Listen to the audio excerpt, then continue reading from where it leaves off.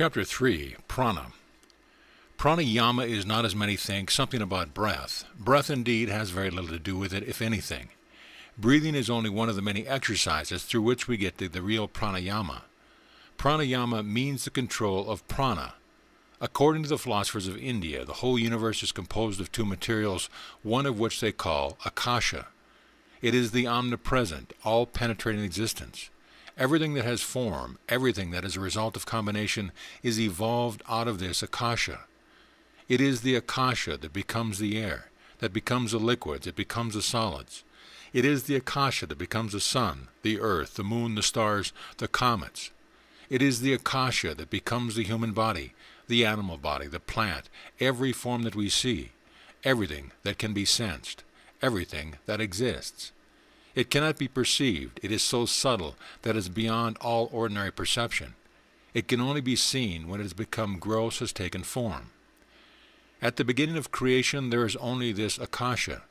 At the end of the cycle, the solids, the liquids, and all gases all melt into the akasha again, and the next creation similarly proceeds out of this akasha. By what power is this akasha manufactured into this universe? By the power of prana. Just as akasha is the infinite, omnipresent material of this universe, so is this prana the infinite, omnipresent, manifesting power of this universe. At the beginning and at the end of a cycle, everything becomes akasha, and all the forces that are in the universe resolve back into the prana. In the next cycle, out of this prana is evolved everything that we call energy, everything that we call force. It is the prana that is manifesting as motion. It is the prana that is manifesting as gravitation, as magnetism.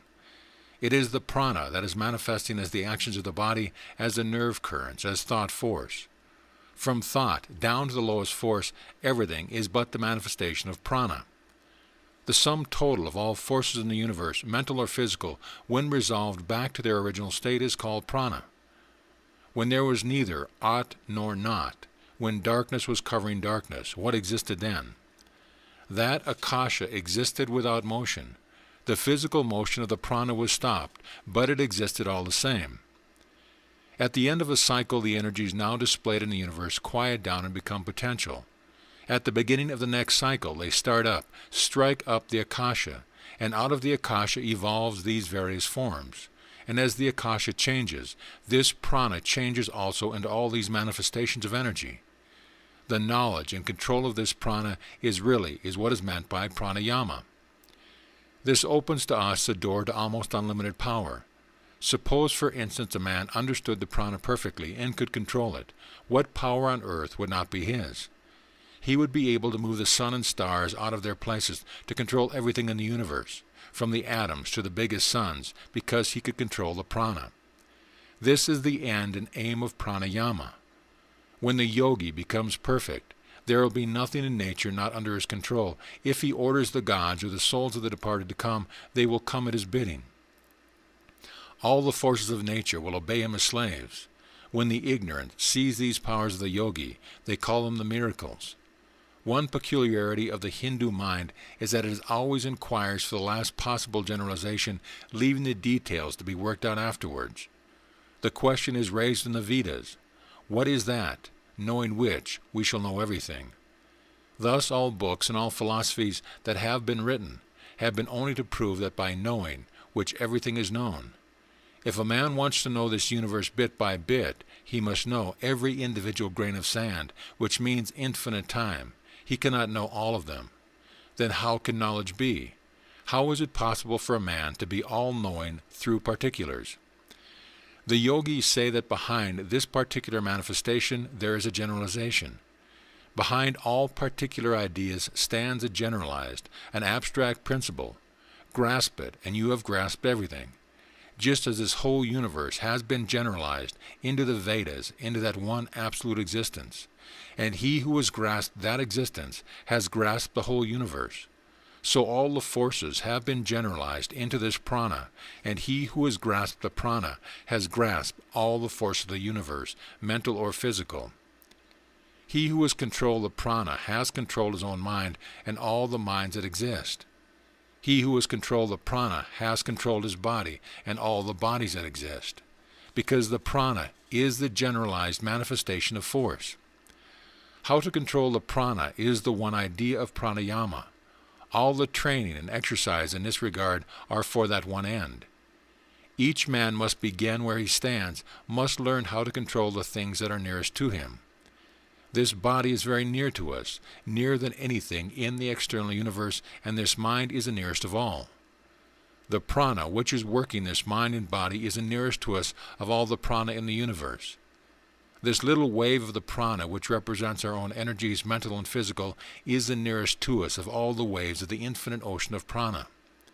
If we can succeed in controlling the little wave, then alone can we hope to control the whole of prana. The yogi who has done this gains perfection. No longer is he under any power. He becomes almost almighty, almost all-knowing. We see sects in every country who have attempted this control of prana. In this country there are mind healers, faith healers, spiritualists, Christian scientists, hypnotists, etc. And if we examine these different bodies, we shall find at the back of each this control of the prana, whether they know it or not. If you boil all their theories down, the residual will be that. It is the one and the same force they are manipulating, only unknowingly. They have stumbled onto the discovery of a force and are using it unconsciously without knowing its nature. But it is the same as the yogi uses, and which comes from prana. The prana is the vital force in everything. Thought is the finest and highest action of prana. Thought, again, as we see it, is not all. There is also what we call instinct or unconscious thought, the lowest plane of action. If a mosquito stings us, our hand will strike it automatically, instinctively. This is one expression of thought. All reflex actions of the body belong to this plane of thought. There is again the other plane of thought, the conscious. I reason, I judge, I think, I see the pros and cons of certain things, yet that is not all. We know that reason is limited. Reason can go only to a certain extent. Beyond that it cannot reach. The circle within which it runs is very limited indeed, yet at the same time we find facts rush into the circle. Like the coming of comets, certain things come into this circle. It is certain they come from outside the limit, although our reason cannot go beyond. The causes of the phenomena themselves in this small limit are outside of this limit. The mind can exist on a still higher plane, the superconsciousness. When the mind has attained to that state, which is called samadhi, perfect concentration, superconsciousness, it goes beyond the limits of reason and comes face to face with facts which no instinct or reason can ever know. All manipulations of the subtle forces of the body, the different manifestations of prana, if trained, give a push to the mind, help it to go up higher and become superconsciousness from where it acts. In this universe there is one continuous substance on every plane of existence. Physically, this universe is one. There is no difference between the sun and you. The scientist will tell you it is only a fiction to say the contrary. There is no real difference between the table and me. The table is one point in a mass of matter, and I another point. Each form represents, as it were, one whirlpool in the infinite ocean of matter, of which not one is constant. Just as in a rushing stream there are millions of whirlpools, the water in each of which is different every moment, turning round and round for a few seconds, and then passing out, replaced by a fresh quantity, so the whole universe is one constantly changing mass of maker, in which all forms of existence are so many whirlpools. A mass of maker enters into one whirlpool, say a human body, stays there for a period, becomes changed, and goes out into another, say an animal body at this time, from which again after a few years it enters into another whirlpool, called a lump or a mineral. It is a constant change. Not one body is constant. There is no such thing as a body or your body except in words. On the one huge mass of matter, one point is called a moon, another a sun, another a man, another the earth, another a plant, another a mineral. Not one is constant, but everything is changing. Matter eternally concreting and disintegrating. So it is with the mind. Matter is represented by the ether. When the action of prana is most subtle, this very ether, in the finer state of vibration, will represent the mind, and there it will be still one unbroken mass. If you can simply get to that subtle vibration, you will see and feel that the whole universe is composed of subtle vibrations. Sometimes certain drugs have the power to take us, while as yet in the senses, to that condition. Many of you may remember that celebrated experiment of Sir Humphrey Davy, when the laughing gas overpowered him. How during the lecture he remained motionless, stupefied, and after that lie said that the whole universe was made up of ideas. For the time being, as it were, the gross vibrations had ceased, and only the subtle vibrations, which he called ideas, were present to him. He could only see the subtle vibrations around him. Everything had become thought. The whole universe was an ocean of thought. He and everyone else had become little thought whirlpools. Thus, even in the universe of thought we find unity, and at last, when we get to the self, we know that the self can only be one. Beyond the vibrations of matter in its gross and subtle aspects, beyond motion, there is but one. Even in manifested motion there is only unity. These facts can no more be denied. Modern physics also has demonstrated that the sum total of the energies in the universe is the same throughout. It has also been proved that the sum total of energy exists in two forms. It becomes potential, toned down and calmed, and next it comes out manifested as all these various forces. Again it goes back to the quiet state, and again it manifests. Thus it goes on evolving and evolving through eternity. The control of this prana, as before stated, is what is called pranayama. The most obvious manifestation of this prana in the human body is the motion of the lungs. If that stops, as a rule, all the other manifestations of force in the body will immediately stop. But there are persons who can train themselves in such a manner that the body will live on, even when this motion is stopped. There are some persons who can bury themselves for days and yet live without breathing. To reach the subtle, we must first take the help of the grosser, and so slowly travel towards the most subtle until we gain our point. Pranayama really means controlling this motion of the lungs, and this motion is associated with the breath. Not that breath is producing it. On the contrary, it is producing breath. This motion draws in the air by pump action. The prana is moving the lungs. The movement of the lungs draws in the air. So pranayama is not breathing, but controlling the muscular power which moves the lungs. The muscular power which goes out through the nerves to the muscles, and from them to the lungs, making them move in a certain manner, is the prana, which we have to control in the practice of pranayama. When the prana has become controlled, then we shall immediately find that all the other actions of the prana in the body will slowly come under our control. I myself have seen men who have controlled almost every muscle of the body, and why not? If I have control over certain muscles, why not over every muscle and nerve of the body? What impossibility is there? At present the control is lost, and the motion has become automatic. We cannot move our ears at will, but we know that animals can. We have not that power because we do not exercise it. This is what is called atavism. Again, we know that motion, which has become latent, can be brought back to manifestation. By hard work and practice, under certain motions of the body which are most dormant, can be brought back under perfect control. Reasoning thus, we find there is no impossibility, but on the other hand, every probability that each part of the body can be brought under perfect control. This the yogi does through pranayama.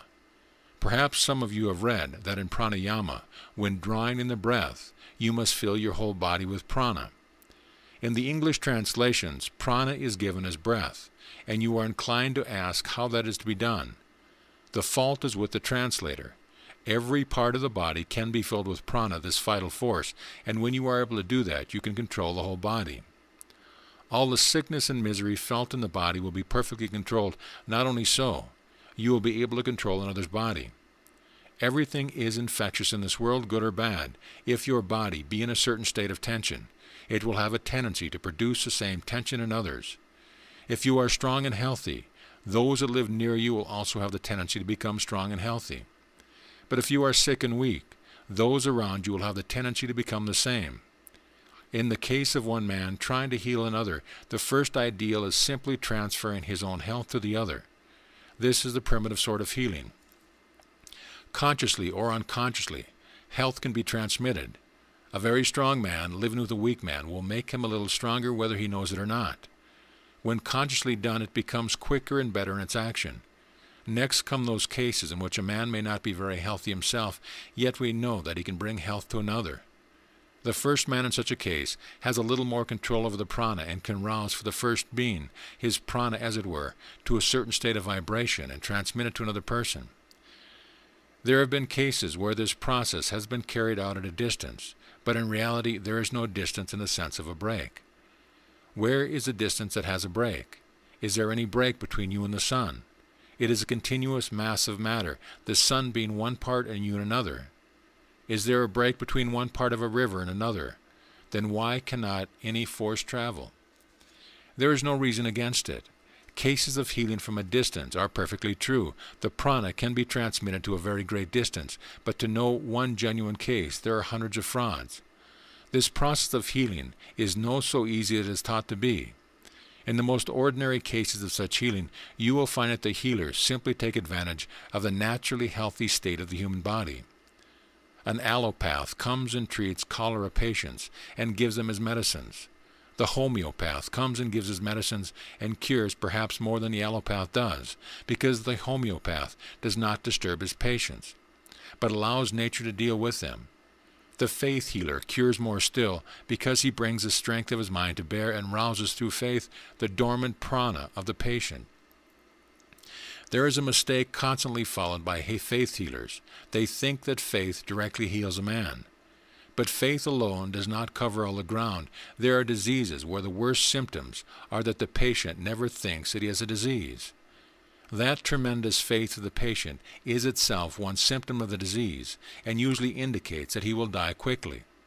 In such cases, the principle that faith cures does not apply. If it were faith alone that cured, these patients also would be cured. It is by the prana that real curing comes. The pure man who has controlled the prana has the power of bringing it into a certain state of vibrations, which can be conveyed to others, arousing in them a similar vibration. You see that in everyday action. I am talking to you. What am I trying to do? I am, so to say, bringing to my mind a certain state of vibration, and the more I succeed in bringing it to the state, the more you will be affected by what I say. All of you know that the day I am more enthusiastic, the more you enjoy the lecture, and when I am less enthusiastic, you feel a lack of interest. The gigantic willpowers of the world movers, can bring their prana into a high state of vibration, and it is so great and powerful that it catches others in a moment, and thousands are drawn towards them, and half the world think as they do. Great prophets of the world had the most wonderful control of the prana, which gave them tremendous willpower. They had brought the prana to the highest state of motion, and this is what gave them power to sway the world. All manifestations of power arise from this control. Men may not know the secret, but this is the one explanation. Sometimes in your own body the supply of prana gravitates more or less to one part. The balance is disturbed. And when the balance of prana is disturbed, what we call disease is produced. To take away the superfluous prana, or to supply the prana that is wanting, will be curing the disease. That again is pranayama, to learn when there is more or less prana in one part of the body than there should be. The feelings will become so subtle that the mind will feel that there is less prana in the toe or the finger than there should be, and will possess the power to supply it. These are among the various functions of pranayama. They have to be learned slowly and gradually. And as you see, the whole scope of Raja Yoga is really to teach the control and direction in different planes of the prana. When a man has concentrated his energies, he masters the prana that is in his body. When a man is meditating, he is also concentrating the prana. In an ocean, there are huge waves like mountains, then smaller waves, and still smaller, down to little bubbles, but back of all of these is the infinite ocean. The bubble is connected with the infinite ocean at one end and the huge wave at the other. So one may be a gigantic man and the other a little bubble, but each is connected with that infinite ocean of energy, which is the common birthright of every animal that exists.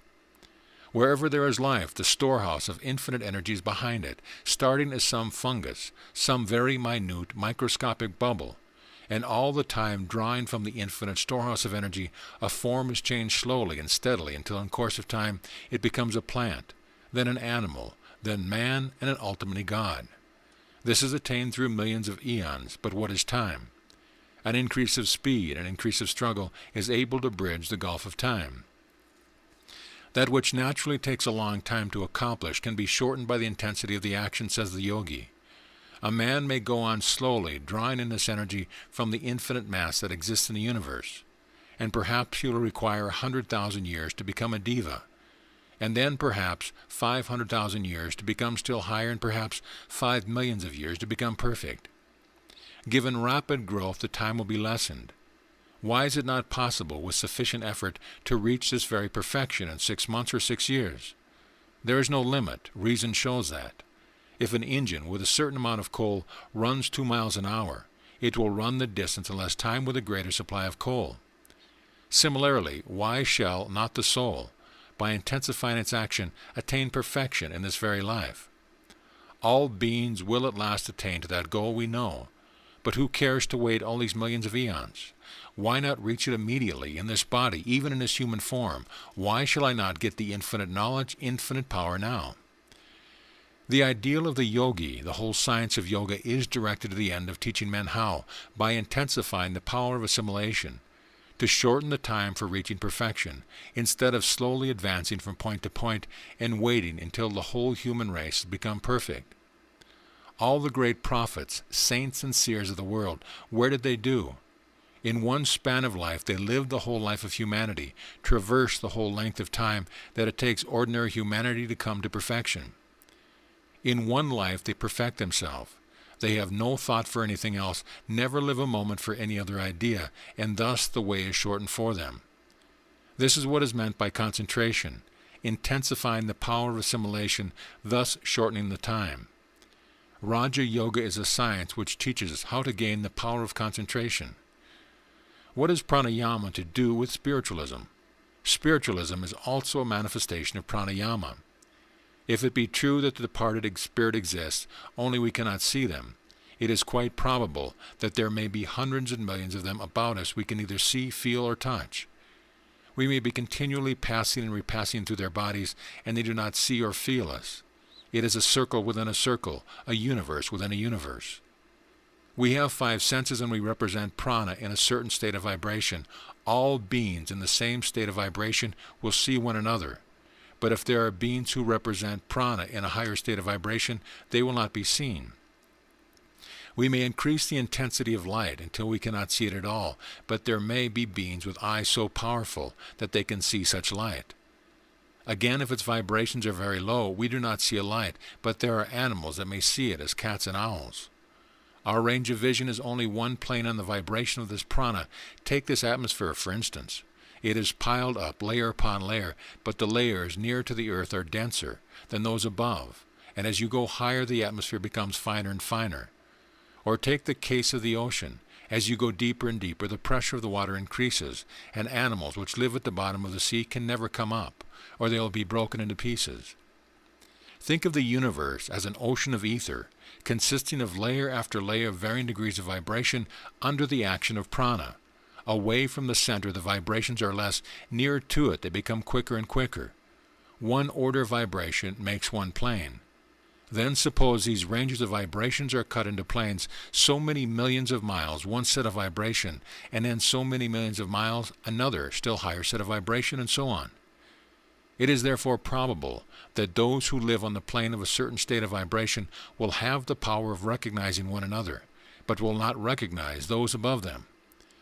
Yet, just as by the telescope and the microscope we can increase the scope of our vision, similarly we can by yoga bring ourselves to the state of vibration of another plane, and thus enable ourselves to see what is going on there. Suppose this room is full of beings whom we do not see. They represent prana in a certain state of vibration, while we represent another. Suppose they represent a quick one, and we the opposite. Prana is the material of which they are composed as well as we. All are parts of the same ocean of prana. They differ only in their rate of vibration. If I can bring myself to the quick vibration, this plane will immediately change for me. I shall not see you any more. You vanish and they appear. Some of you perhaps know this to be true. All this bringing of the mind into a higher state of vibration is included in one word in yoga, sarnati. All these states of higher vibration, superconsciousness, vibrations of the mind, are grouped into that one word, samadhi. And the lower states of samadhi give us visions of these beings. The highest grade of samadhi is when we see the real thing, when we see the material out of which the whole of the grades of beings are composed, and that one lump of clay being known, we know all the clay in the universe. Thus we see that pranayama includes all that is true of spiritualism even. Similarly, you will find that whenever any sect or body of people is trying to search out anything occult and mystical or hidden, what they are doing is really this yoga, this attempt to control the prana. You will find that wherever there is an extraordinary display of power, it is the manifestation of this prana. Even the physical sciences can be included in pranayama. What moves the steam engine? Prana, acting through the steam. What are these phenomena of electricity and so forth but prana? What is physical science? The science of pranayama by external means.